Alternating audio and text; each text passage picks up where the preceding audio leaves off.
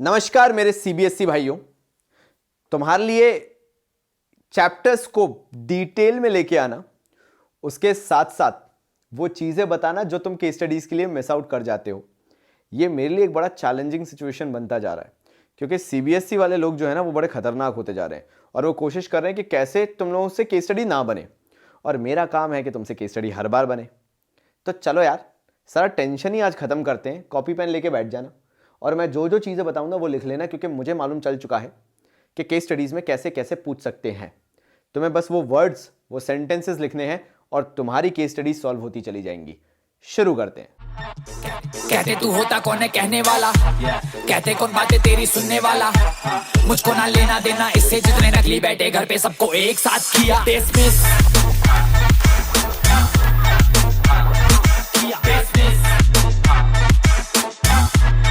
सबको एक साथ किया।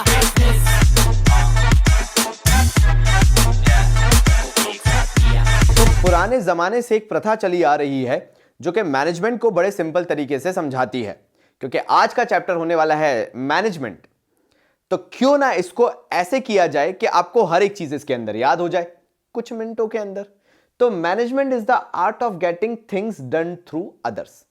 अगर आप किसी भी दूसरे व्यक्ति से अपनी कला के थ्रू कोई काम निकलवा लेते हैं या करवा लेते हैं, तो वो पार्ट बनता है मैनेजमेंट का। तो मैनेजमेंट अपने आप में एक ऐसी सुपीरियर बॉडी बन गई है जो कि एक चीज करवाना जानती है, और वो है काम निकलवाना। वो बहुत अच्छे से आता है।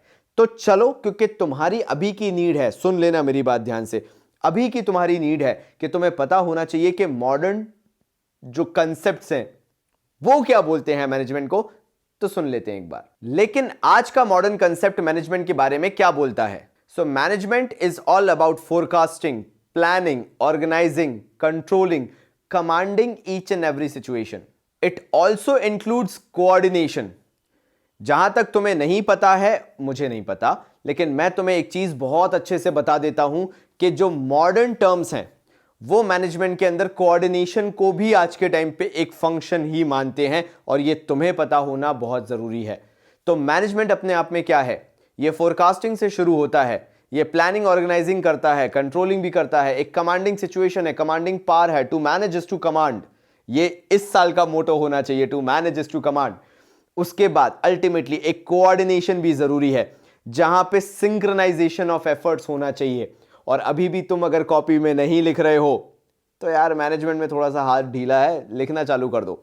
मैनेजमेंट जब यहां तक पहुंचता है तो अपनी डेफिनेशन को और एक्सपेंड करते हुए बोलता है, management is applicable only when each and every individual is working in groups effectively and efficiently. Now यहां पे इफेक्टिवली और एफिशिएंटली के अपने अपने मायने हैं। जब बात की जाती है इफेक्टिवली की, तो completing the right task at right time बोला जाता है, इसको इफेक्टिवनेस बोला जाता है। और एफिशिएंसी की जब बात की जाती है तो सिंपली बात हो रही है कॉस्ट कटिंग की और ऑप्टिमम यूटिलाइजेशन ऑफ रिसोर्सेज की। लिख लिया, इफेक्टिवली काम करना जरूरी है, एफिशिएंटली काम करना जरूरी है। इफेक्टिव कब होगे तुम? जब टाइम से कर लोगे सही काम को सही वक्त पे। एफिशिएंटली कब कहलाओगे? जब कॉस्ट को कम से कम रखोगे या कॉस्ट कटिंग करोगे। लिख लो पॉइंट, कॉस्ट कटिंग पे क्वेश्चन बन सकता है।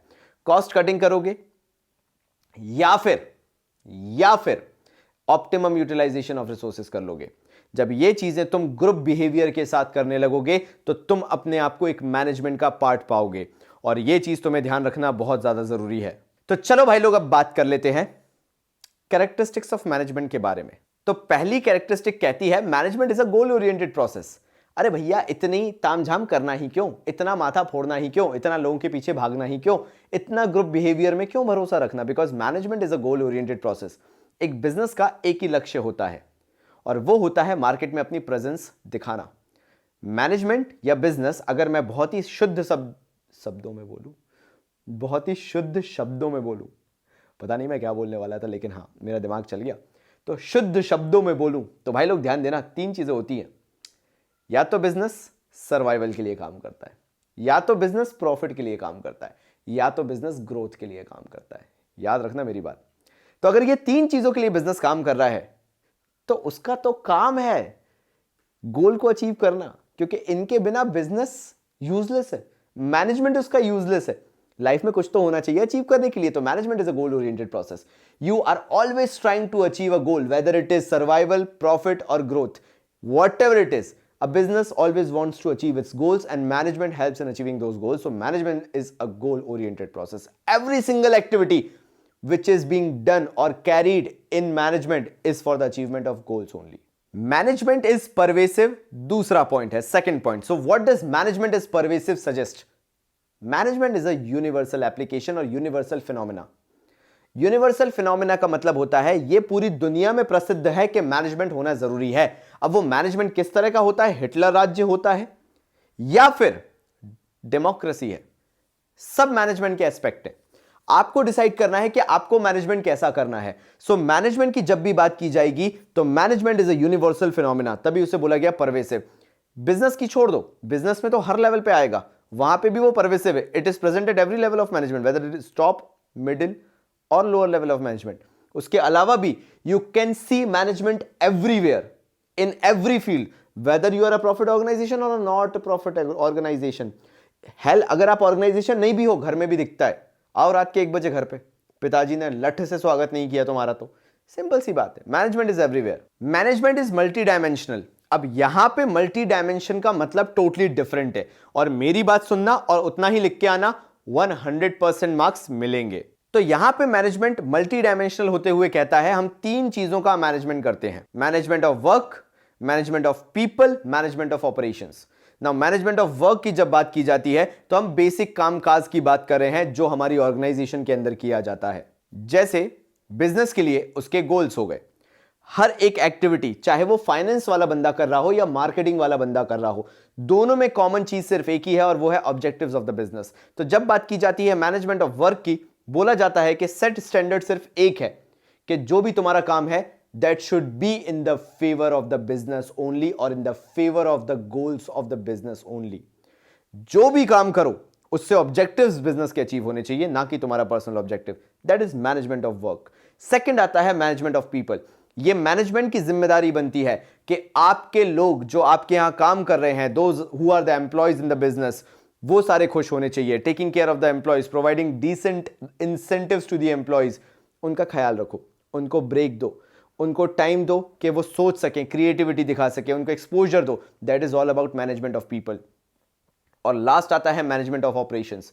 हाँ, मैंने वर्क आपको बता दिया, लेकिन ऑपरेशन थोड़ा सा डिफरेंट है। It is all about the production cycle, the inputs which are needed for production, और हर एक चीज जो प्रोडक्शन यानी बिजनेस के बेसिक गुड्स मैन्युफैक्चरिंग से रिलेटेड है, यह होता है मैनेजमेंट ऑफ ऑपरेशंस। ये सिंपली ये कहता है कि बिजनेस गोल तभी अचीव करेगा या ग्रोथ, प्रॉफिट और सर्वाइवल तभी अचीव कर पाएगा जब बिजनेस के ऑपरेशंस अच्छे चल रहे हैं। और बिजनेस का कोर ऑपरेशन होता है उसका प्रोडक्शन, और प्रोडक्शन को अगर आप मैनेज नहीं कर पाए तो सारी एक्टिविटीज अपने आप में वेस्ट है।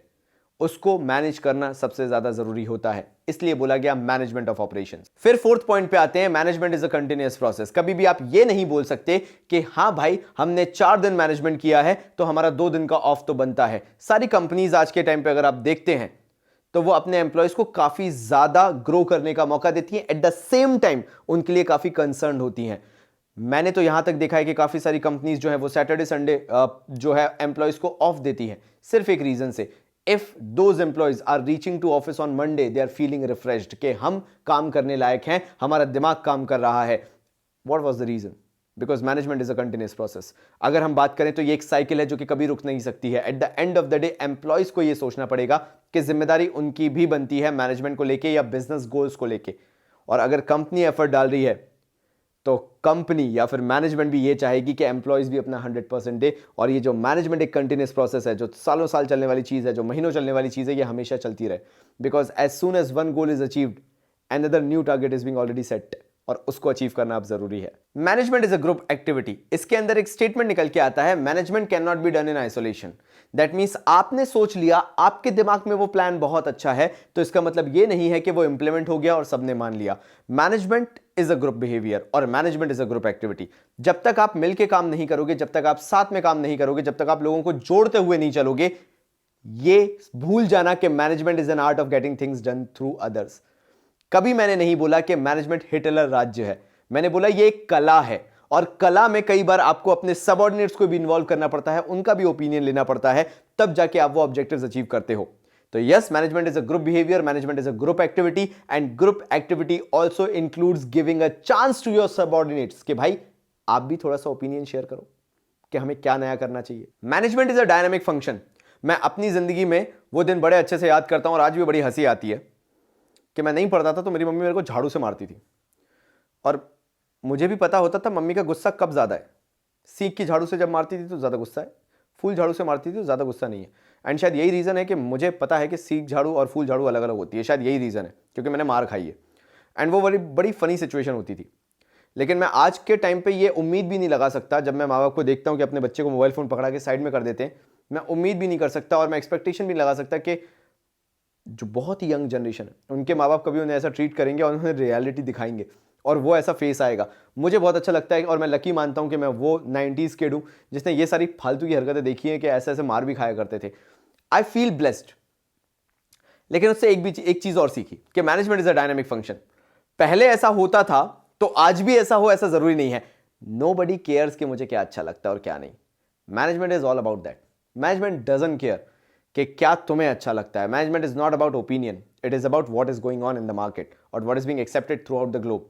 जो अपनाओगे वो चलेगा, जो नहीं अपनाएगा वो पीछे चला जाएगा। So management is a dynamic function. Dynamic function का मतलब होता है management can be changed according to the changing business environment, और चेंज होना पड़ेगा वरना आप पीछे रह जाओगे। आपको चीजों की इंपॉर्टेंस समझ में आना चाहिए जो कि आज के टाइम पे ट्रेंडिंग है। अगर आप नहीं समझोगे तो आप पीछे रह जाओगे। आपको लगेगा नहीं हम ही शहंशाह हैं, तो बेटा याद रखना शहंशाह जो थे वो पुराने जमाने के अच्छे लगते हैं। अभी कंपटीशन है। You have to make yourself feel important, और उसके लिए आपको चीजें एक्सेप्ट करना चालू करना पड़ेगा। फिर आता है management is an intangible force. Management वो चीज है जो आपको कभी भी अपनी आंखों से नहीं दिखेगी, लेकिन you can sense it, you can feel it. कभी किसी के घर में गए होगे, सारी चीजें जमी दिखती होंगी, हर एक चीज अपनी सही जगह पे। तुम्हारे रूम में घुस जाओ, आतंक भूकंप आया होता है। और जब किसी और के घर पे चले जाओ तो देख के लगता है कि भाई क्या तो इनका घर है, महल जैसा हो रहा है। और फिर तुम्हारा घर याद आता है, मतलब हमारा घर कभी ऐसा नहीं हो सकता, ना मेरा रूम हो सकता है। मैं अभी भी जहां शूट कर रहा हूं वहां पे तहलके मचे हुए हैं, बस इतना ही क्लियर दिख रहा है, बाकी सब तहलके मचे हुए हैं पूरे। क्यों? क्योंकि मैं भी जानता हूं कि मैं उस टाइप का इंसान नहीं हूं जो सारी चीजों को बहुत ही पर्टिकुलर तरीके से मैनेज करके चल सके, स्पेशली ये जो घर जमाने वाली बात होती है। तो यार मैनेजमेंट अपने आप में परवेसिव है। परवेसिव का मतलब है it can not be seen but it's presence can be felt. उसकी प्रेजेंस फील हो सकती है, यह मैनेजमेंट होता है। और बिल्कुल सही कहा गया है, क्योंकि एक बिजनेस जो बहुत अच्छे से मैनेज किया जाता है उसकी ग्रोथ दिखती है, वो दिखता है कि मार्केट सस्टेन कर पा रहा है, उसके प्रॉफिट मार्जिन बढ़ते चले जाते हैं और आप उससे सेंस कर सकते हो that the management is good about the business. और याद रखो यहां पे मैं एक तुम्हें बोनस पॉइंट दे रहा हूं, तो सुनते हुए जाना। Management is a composite process. Composite, COMPOSITE। ये तुम्हें कोई नहीं बताएगा, ये मैं तुम्हें बता रहा हूं। और अगर ये कंपोजिट टर्म आ जाता है, which function is composite process, तो तुम्हें पता चल जाना चाहिए किसके बारे में बात कर रहे हैं। तो management is a composite process which means that every single activity under management should be performed in a particular sequence only. याद रखना, the functions under management are not independent of each other, they are interdependent of each other. Independent नहीं है, स्वतंत्र नहीं है, interdependent है, inter related है। अगर ये पॉइंट याद रख लिया तो याद रखना तुमने बाकी सबसे कुछ ज्यादा सीख लिया, और बाबा जी को तब धन्यवाद देना कि नहीं यार बाबा जी, नया तो कुछ आपने सिखाया है। आगे बढ़ते हैं। तो अब बारी आती है ऑब्जेक्टिव्स ऑफ मैनेजमेंट की। ऑब्जेक्टिव्स ऑफ मैनेजमेंट 3 पार्ट में विभाजित हैं और they are divided into 3 parts. पहला ऑर्गेनाइजेशनल ऑब्जेक्टिव, दूसरा होता है सोशल ऑब्जेक्टिव और तीसरा होता है इंडिविजुअल ऑब्जेक्टिव। एक एक को करना चालू करते हैं। मैं आपको ऑर्गेनाइजेशनल ऑब्जेक्टिव, फनी बात यह है कि पहले ही सिखा चुका। एक बिजनेस के ऑर्गेनाइजेशनल ऑब्जेक्टिव 3 प्रकार के होते हैं, 3 टाइप्स के होते हैं। पहला होता है सर्वाइवल। कोई भी एक बिल्कुल बेसिक बिजनेस होगा ना जो स्टार्टअप में है, अपने स्टार्टअप के दौर में है। जैसे मैं आपको बताता हूं, आप कभी भी इंस्टाग्राम खोलो और उस इंस्टाग्राम के अंदर आपको बहुत नई नई कंपनीज देखने को मिलेंगी, स्टोरीज में, मे बी पोस्ट में आपको देखने को मिलेंगी। और वो कंपनीज बहुत मेहनत कर रही हैं। डेपर फीट हो गया, वेक फिट हो गया, आवारा ऑफिशियल हो गया, ये कुछ ऐसे ब्रांड्स हैं जो नए ब्रांड्स हैं और ये अपने आप को मार्केट में स्टैब्लिश करना चाहते हैं। और क्योंकि ये यंगस्टर्स के थ्रू चल रहे हैं तो इनका अप्रोच भी यंगस्टर्स यानी इनकी माइंड भी यंगस्टर्स वाली है, और ये जो हैं वो सोशल मीडिया आउटलेट्स को अपना टारगेट बना रहे हैं ताकि वो वहाँ से बेसिक क्राउड उठा सके। And I feel good about it, क्योंकि मुझे मालूम है कि वो बिल्कुल सही जा रहे हैं, और वो देख के बड़ी खुशी होती है, क्योंकि एक चीज़ मुझे जानने को मिलता है कि नई कंपनीज मार्केट में कौन सी आ रही है। तो it is all about survival. यहाँ पे ये कंपनीज कोशिश क्या कर रही है, they want to survive in the market, they want to sustain their share in the market. ये बहुत छोटी कंपनीज हैं आज के टाइम पे, लेकिन अगर ये इनिशियल स्टेज में सर्वाइव कर गई, जो कि मैं आपको पॉइंट बता रहा हूँ कि जो यंग बिजनेस होते हैं, जो नए बिजनेस होते हैं, जो यंग ब्लड होता है, उसका सिर्फ एक काम है, सबसे पहला सर्वाइविंग इन द मार्केट। और अगर आप सर्वाइव कर गए अर्ली स्टेज में, तो फिर आपको आगे बढ़ने से कोई रोक नहीं सकता, आप आगे बढ़ते ही चले जाओगे और वहां पे शुरुआत हो जाएगी आपकी प्रॉफिट अर्निंग की। तो ऑर्गेनाइजेशनल ऑब्जेक्टिव के अंदर दूसरा पॉइंट जो आता है वो आता है प्रॉफिट। दूसरा पॉइंट क्लियर कर देता है ये चीज कि एज अ बिजनेस जब आप सर्वाइव कर जाते हो तो you start earning profit and you work for profits only. जब आप प्रॉफिट्स भी अर्न करने लगते हो, जब आप मार्केट में अच्छा शेयर भी इकट्ठा कर लेते हो, उसके बाद लास्ट पॉइंट आता है इसी के अंदर ऑर्गेनाइजेशनल ऑब्जेक्टिव के अंदर, you start working for your growth. जो भी प्रॉफिट आपने कमाया है वो आप इन्वेस्ट और री इन्वेस्ट करने लगते हो अपने बिजनेस में, ताकि आप मार्केट में हमेशा ग्रो होते रहो। क्योंकि आप भी जानते हो आप सर्वाइवल स्टेज से निकल के आए हो, प्रॉफिट का दरिया क्रॉस किया है और अब सरप्लस में आके ग्रोथ में लगाना चालू किया है पैसा। आप उल्टी सीढ़ी नहीं जाना चाहते, तो क्योंकि आपकी सीढ़ी हमेशा ऐसे ऊपर जाना चाहिए, आप क्या करना चालू कर देते हो, अपना पैसा री इन्वेस्ट करना चालू कर देते हो अपनी ग्रोथ में। ये ऑर्गेनाइजेशनल ऑब्जेक्टिव के अंदर आता है। अब बात कर लेते हैं हम सोशल ऑब्जेक्टिव्स के बारे में। मतलब बीइंग अ बिजनेस आपके क्या सोशल ऑब्जेक्टिव्स होने चाहिए, आपको कैसे सोसाइटी को देना चाहिए। बिकॉज सी, रिसोर्सेज आप मार्केट से उठा रहे हो, ह्यूमन रिसोर्सेज, नेचुरल रिसोर्सेज, ये आपको सोसाइटी से मिल रहे हैं। अब जब आप ये चीजें सोसाइटी से ले रहे हो, इट डजंट मैटर आपने उसके लिए पैसा दिया या नहीं, these resources belongs to everyone, but because you are picking up from obviously society itself, आपको उनके लिए कुछ चीजें तो भले के तौर पे करनी पड़ेंगी। जैसे क्वालिटी प्रोडक्ट सेल करना एट अ फेयर प्राइसिंग। आप अच्छी चीजें बेचो, अच्छे प्राइस पे बेचो, रीजनेबल प्राइस पे बेचो। कोई नहीं बोल रहा कि आप cheaper quality products cheaper price पे बेचो, आपसे बोल रहे स्टैंडर्ड क्वालिटी प्रोडक्ट्स बेचो, भले ही आप प्राइस जो है वो रीजनेबल रख दो, कोई उसको देने में मना नहीं करेगा, but don't exploit the society. दूसरी चीज जो बोली गई, optimum utilisation of resources. Because आप सोसाइटी से रिसोर्सेज उठा रहे हो, तो ये आपका क्या बोलते हैं उसको, आपका फर्ज बनता है, ऑब्वियसली ये आपका फर्ज बनता है कि आप सोसाइटी के लिए काम बहुत अच्छे से करो, आप एनवायरमेंट को प्रोटेक्ट करो, आप सोशल वैल्यूज को प्रोटेक्ट करो, आप जिस मार्केट में काम कर रहे हो उनके ट्रेडिशन को, उनके कल्चर को रिस्पेक्ट करो। ये छोटी छोटी चीजों का भी अगर आप ध्यान रखते हो तो आप मार्केट में खुद को काफी अच्छे से स्टैब्लिश कर सकते हो। नाउ अगर मैं इसके बाद आता हूं पर्सनल ऑब्जेक्टिव्स पे, कि एक इंडिविजुअल ऑब्जेक्टिव पे, या एक आम इंसान जो काम कर रहा है being an employee in the organisation, वो ऐसे कौन से इंडिविजुअल ऑब्जेक्टिव्स रखता है। तो सबसे पहली चीज फेयर रेम्यूनरेशन। उसको कम से कम इतनी तो आपसे उम्मीद है एक बिजनेस से, एक मैनेजमेंट से, कि उसको फेयर रेम्यूनरेशन दी जाए according to his work. Congenial working conditions. हर एक आम इंसान जो बीइंग एन एम्प्लॉय किसी ऑर्गेनाइजेशन के अंदर काम करता है, उसकी जो सबसे बेसिक नेसेसिटी होती है वो होती है कि उसे साफ सुथरा एनवायरनमेंट काम करने को मिले। क्योंकि जब कोई साफ सुथरा एनवायरनमेंट देखता है तो उसे काम करने में मन लगता है, उसे अच्छा लगता है जब वो कोई काम करता है। और इसी के साथ साथ आता है रीजनेबल जॉब सिक्योरिटी। अगर आप किसी ऑर्गेनाइजेशन के अंदर काम कर रहे हो और वो अपनेपन वाली फीलिंग नहीं है, अगर वो फियर है कि मेरी जॉब कभी भी जा सकती है, तो काम करने में मन नहीं लगेगा। तो रीजनेबल जॉब सिक्योरिटी होना जरूरी है, so that the employee feel confident when he is working in an organization। दो चीजें इसके साथ और जुड़ जाती हैं जो स्टाफिंग का बड़ा इंटेग्रल पार्ट बनती हैं, वो है ट्रेनिंग एंड डेवलपमेंट। हर एम्प्लॉय अपने आप को लाइफ में ग्रो होते देखना चाहता है, सिर्फ सैलरी हर कुछ नहीं होती है। तो ट्रेनिंग एंड डेवलपमेंट भी बहुत बड़ा फैक्टर बनता है जब बात आती है पर्सनल ऑब्जेक्टिव्स की या इंडिविजुअल ऑब्जेक्टिव्स की। और एक चीज और, हमेशा एम्प्लॉय बन के थोड़ा ना काम करना है, प्रमोशन भी तो चाहिए। तो अपॉर्चुनिटी फॉर प्रमोशन भी उसके पास होनी चाहिए जो इंडिविजुअल काम कर रहा है, सो दैट वो हमेशा ये फील करे कि मैं लाइफ में हमेशा आगे ग्रो होता रहूंगा, नई चीजें सीखता रहूंगा, सैलरी भी बढ़ती रहेगी, लाइफ एकदम पीस में है। बात करते हैं अब इंपॉर्टेंस ऑफ मैनेजमेंट की, क्योंकि मैंने आपको वैसे भी नेचर बहुत अच्छे से बता दिया है, तो इंपॉर्टेंस पे मैं इतना टाइम नहीं दूंगा क्योंकि मुझे तुम्हारा टाइम वेस्ट नहीं करना। तो पहली चीज इंपॉर्टेंट क्यों है, क्योंकि मैनेजमेंट एक गोल ओरिएंटेड प्रोसेस है, और अगर मैनेजमेंट गोल ओरिएंटेड प्रोसेस है तो अगर मैनेजमेंट ही नहीं होगा तो गोल कैसे अचीव होगा, क्योंकि लोगों को डायरेक्शन नहीं मिलेगा। And yes, management provides direction, because management is an art of getting things done through others. Management improves efficiency. अब मैं आपको एफिशिएंसी की परिभाषा पहले ही समझा चुका हूं। एफिशिएंसी का मतलब होता है कॉस्ट कटिंग और ऑप्टिमम यूटिलाइजेशन ऑफ रिसोर्सेज। तो मैनेजमेंट ऑब्वियसली एफिशिएंसी इंक्रीज करता है, क्योंकि मैनेजमेंट ये चीज जानता है कि कौन सा बंदा कौन सा काम कितने अच्छे से कर सकता है, और वो उसको वही काम देता है जो वो काम अच्छे से कर सकता है। जब वही बंदा एक ही काम बार बार करता है तो उसकी एफिशिएंसी ऑब्वियसली इंक्रीज होने लगती है, और जो काम में भी वो पहले 5 घंटे में करता था आज शायद 2 से 2.5 घंटे में कर लेगा। ये मैनेजमेंट का कोर ऑब्जेक्टिव होता है। इसलिए मैनेजमेंट इंपॉर्टेंट है, क्योंकि वो स्किल्ड बना देता है, स्पेशलाइज्ड बना देता है सामने वाले बंदे को उसके काम में। Management creates a dynamic organisation. ये बहुत इंपॉर्टेंट पॉइंट है जो आपसे पूछा जा सकता है, कहीं पे भी IMP डाल देना, that management creates a dynamic organisation. अब वो डायनामिक ऑर्गेनाइजेशन का मतलब होता है हमें उस ऑर्गेनाइजेशन को देख के ताज्जुब होता है कि जब बाकी सारी ऑर्गेनाइजेशंस फेल हो रही थी तो ये ऑर्गेनाइजेशन अभी भी सक्सेस के रास्ते पे कैसे जा रही है। Why it is always on the path of success every time we scrutinize that particular company. The reason is, सुनना मेरी बात ध्यान से, क्योंकि वो कंपनी बहुत अच्छे से बिजनेस एनवायरनमेंट को स्टडी करना जानती है। और वो स्टडी कैसे की जा सकती है? जब आपका मैनेजमेंट स्ट्रांग हो, क्योंकि मैनेजमेंट पहले से ही भांप लेता है कि क्या होने वाला है।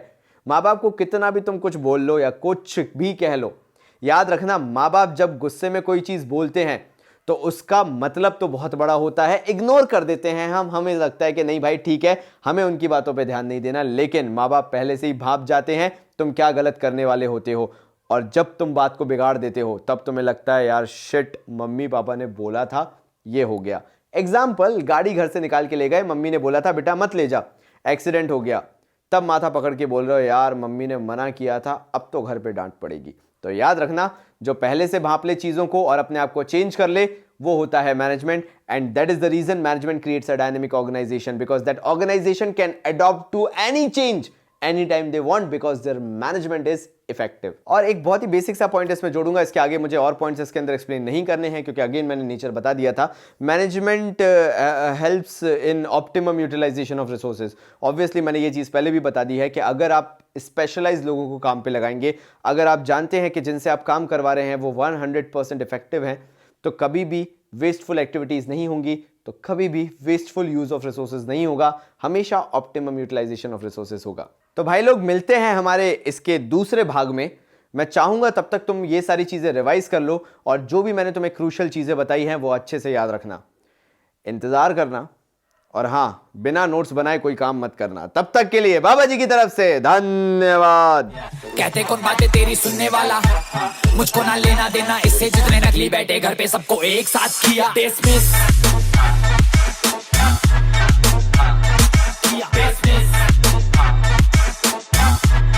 सबको एक साथ किया।